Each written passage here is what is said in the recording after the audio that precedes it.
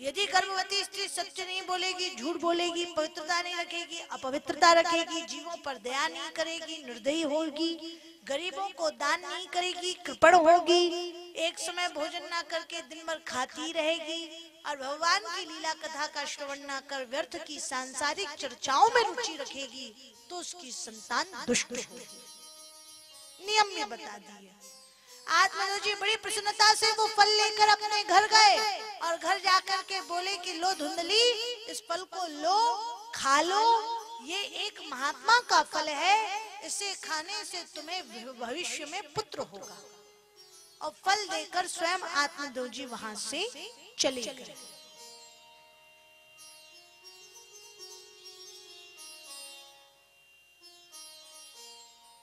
जबकि सन्यासी ने क्या कहा था कि इसे तुम अपनी पत्नी के साथ खाना, परंतु उस समय आत्मदेव जी इतने प्रसन्न हो रहे थे कि प्रसन्नता के कारण वो इस बात को ध्यान से सुन नहीं पाए और अकेली धुंधली को फल दे करके वहां से वो किसी काम से चले गए। अब धुंधली ने फल नहीं खाया, वो उसे देख करके तर्क वितर्क कर रही है, मन में कई विचार उठ रहे हैं। तभी वहां पर एक सखी आई और सखी को देखते ही धुंधली ने जोर जोर से रोना प्रारंभ कर दिया।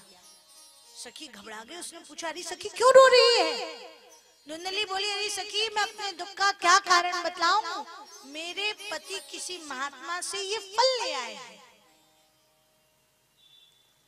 ये सुनकर के तभी सखी ने पूछा इसमें रोने वाली क्या बात है? धुंधली बोली अरे यदि मैं इस फल को खाऊंगी तो मैं गर्भवती हो जाऊंगी। सखी ने कहा तो बहुत अच्छी बात है, अब कोई तुझे ताना नहीं मारेगा, तेरा आंगन सूना नहीं रहेगा, तुझे भी मातृ सुख मिलेगा, ये तो बड़ी प्रसन्नता की बात है। धुंधली बोली नहीं नहीं, मातृ सुख से पहले समस्याएं भी तो सुन लो। यदि मैं इस फल को खाऊंगी, गर्भवती हो जाऊंगी तो उदर वृद्धि होगी, पेट बड़ा हो जाएगा। बोले तो स्वाभाविक है, ये तो सबके साथ होता है। अरे नहीं, पेट बड़ा होगा तो फिर मैं कम भोजन करूंगी, कम भोजन करूंगी तो शरीर में शक्ति नहीं रहेगी, शरीर में शक्ति नहीं रहेगी तो फिर मैं घर के काम धाम कैसे करूंगी, और घर के काम धाम नहीं करूंगी तो मेरे पति मेरी ननद को ले आएंगी और फिर ननद धीरे धीरे करके सारा का सारा धन चुराकर ससुराल ले जाएगी। और मानो कहीं गांव में डाकू आ गए तो मैं कैसे भागूंगी, मानो कहीं किसी ने छिप करके आग लगा दी तो मैं कैसे भागूंगी। और जैसे सुखदेव जी अपनी माता के गर्भ में 12 वर्ष तक रह गए थे, यदि मेरा गर्भ भी रह गया तो मैं तो मर जाऊंगी। और मानो कहीं ठीक से बालक हो भी गया तो लालने पालने दुखम प्रसूतायाश्च वर्तति, वंध्या वा विधवा नारी सुखीनी चेती में मती। यदि ठीक से बालक हो भी गया तो उसका लालन पालन करने में तो बहुत कष्ट होता है। इसलिए मैं यही मानती हूँ कि जो बांझ स्त्री है और जो विधवा स्त्री है वही सुखी है। ये धुंधली की कुमति थी, कुबुद्धि थी। इस संसार में 4 प्रकार के मनुष्य होते हैं, ध्यान पूर्वक सुनिएगा। वृंदावन बिहारी लाल की जय हो। कितने प्रकार के मनुष्य होते हैं? 4। एक वो होते हैं जिनमें बुद्धि भी होती है और शुद्धि भी होती है। एक वो होते हैं जिनमें बुद्धि नहीं होती पर शुद्धि होती है। एक वो होते हैं जिनमें बुद्धि भी नहीं होती और शुद्धि भी नहीं होती। और एक वो होते हैं जिनमें बुद्धि बहुत होती है और शुद्धि नहीं होती। सबसे अच्छे वो माने जाते हैं जिनमें बुद्धि भी है और शुद्धि भी है, वो सबसे श्रेष्ठ है। जैसे कि व्यास जी, श्री सुखदेव मुनि, वशिष्ठ, भृगु, नारद जी, ये सब ऐसे थे जो प्रकांड विद्वान भी थे, वेद शास्त्र के मर्मज्ञ भी थे और इनका अंतःकरण भी विशुद्ध था।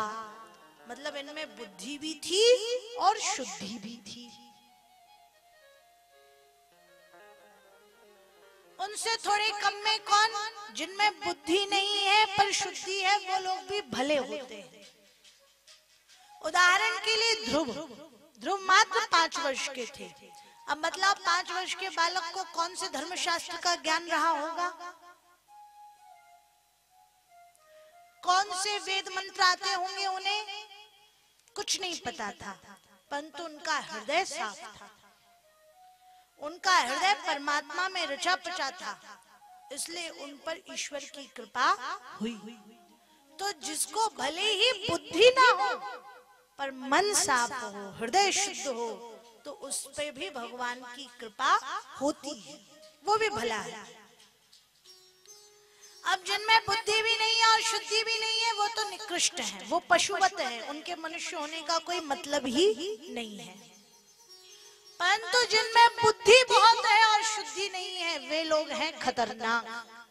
जैसे कि रावण, कहते हैं कि रावण बहुत विद्वान था, उससे बड़ा पंडित आज तक नहीं हुआ, लोगों की मान्यता है, परंतु उसका मन बहुत ही मलिन था, बहुत ही काला था, इसलिए उसकी बड़ी दुर्गति हुई और वो आज भी बुराई का प्रतीक माना जाता है। तो जिन लोगों का मन साफ नहीं और बुद्धि बड़ी चलती है, ऐसे लोगों की छाया भी अपने ऊपर पड़ने देना नहीं चाहिए। ऐसे लोगों से राम राम भी करनी पड़े तो 10 हाथ दूर से ही करो।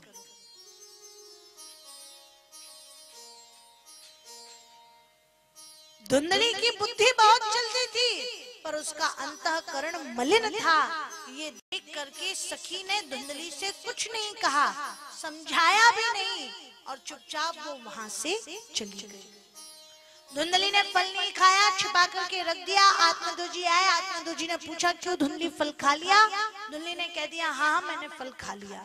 धुंधली ने झूठ कहा, आगे चल करके धुंधली को इसका परिणाम भुगतना भी पड़ेगा। बोलो वृंदावन बिहारी लाल की जय हो। कुछ समय बीता, उसके बाद धुंधली की एक बहन आई, उसके बहुत सारे बच्चे थे। धुंधली ने देखा कि वो बच्चे उसे परेशान कर रहे थे। धुंधली ने और दृढ़ निश्चय कर लिया कि अब मैं फल नहीं खाऊंगी। उसने बहन का बढ़िया स्वागत सम्मान किया। बहन ने पूछा कि अरे बहन धुंधली, पहले तो तू गाडर बारा वालों की जैसी अच्छी मोटी थी, अब इतनी दुबली पतली कैसे हो गई? धुंधली बोली अरे बहन मैं अपनी दुर्बलता का क्या कारण बतलाऊं? मेरे पति किसी महात्मा से फल ले आए हैं, यदि मैं इसे खाऊंगी तो गर्भ होगा। और जैसा जैसा उसने अपनी सखी को सुनाया था वैसे वैसा अपनी बहन को भी सुना दिया।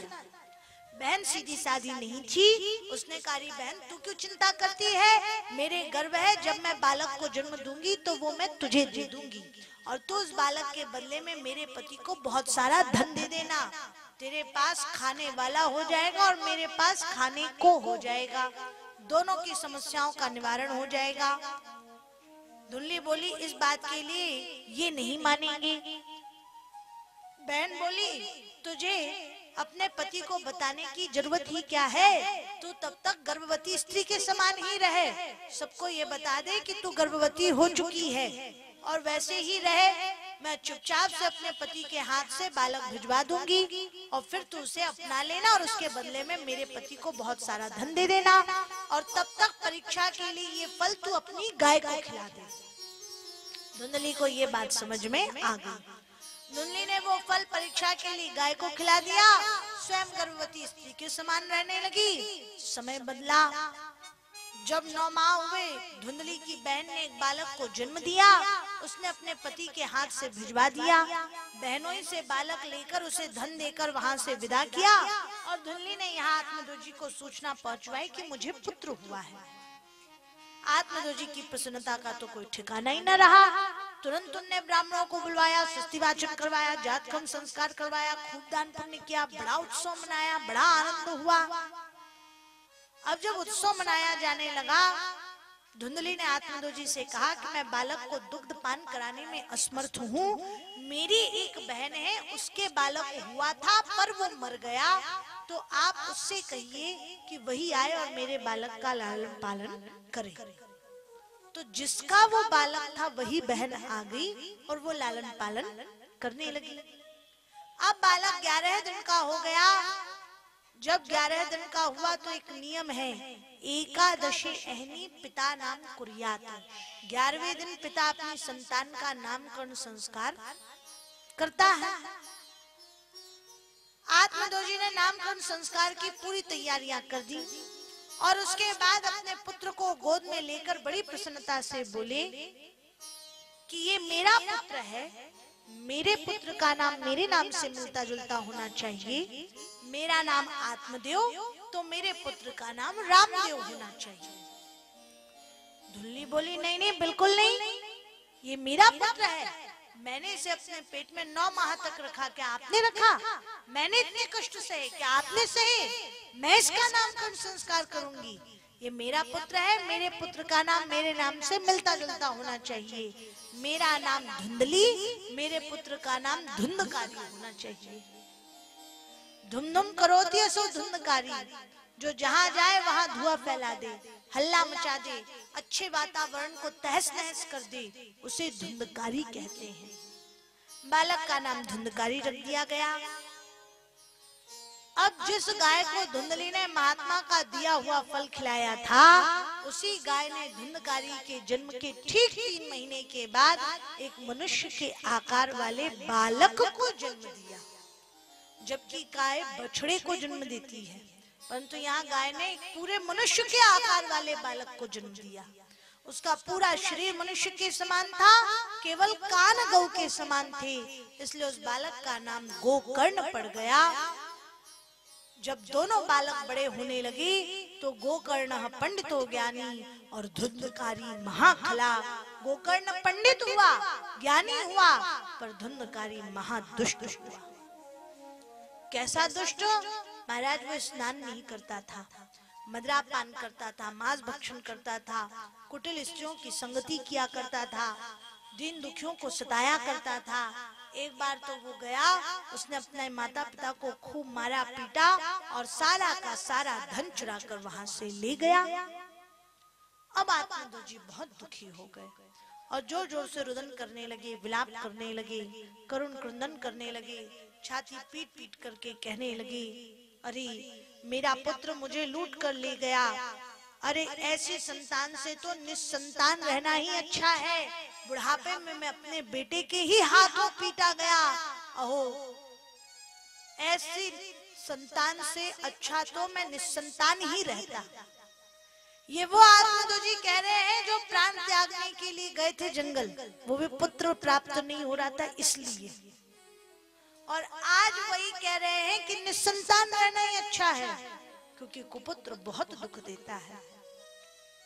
आत्मदोजी विलाप में, शोक में डूबे हुए थे, तब वहां गोकर्ण जी पहुंचे और गोकर्ण जी ने पहुंच करके सांत्वना देते हुए कहा कि पिताजी आप क्यों विलाप करते हैं?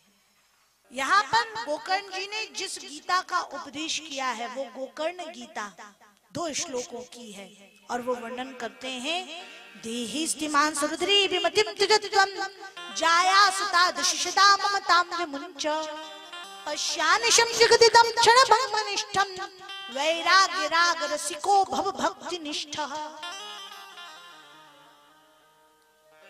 ये जो हमारा मनुष्य शरीर है, जिससे हमको सबसे अधिक मोह है, सबसे पहले तो शरीर की ममता को त्यागिए।